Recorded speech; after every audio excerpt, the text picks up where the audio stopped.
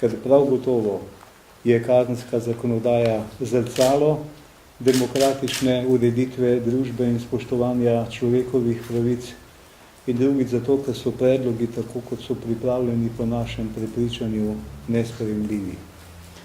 Mi smo zato v imenu poslanske skupine ponovno predlagali vsem glavnim akterjem priprave teh zakonov, to so minister za pravosodje dr.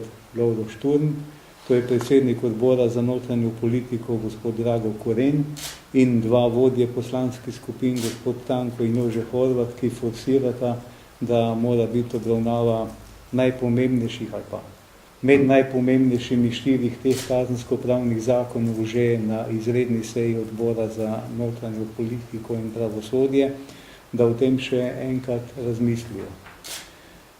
Naš temeljni predlog je, da se ugotovi, da je pripravljena zakonodaja neprimerna in ni in ne more biti podlaga za nadaljnjo razpravo. To je naše trdno prepričanje.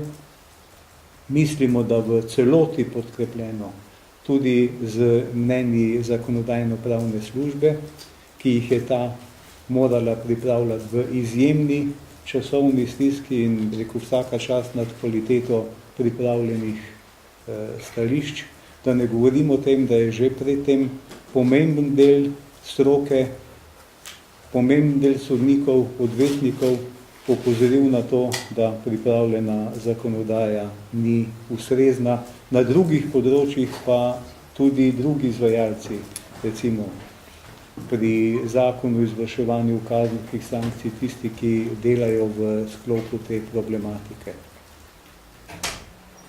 Drugi predlog, ki ga imamo, ki je že, da rečem, pogojen, je pa ugotovitev, da vsaj ti zakoni ne sodijo na to izredno sejo, ki bo začela ali 9. ali 10.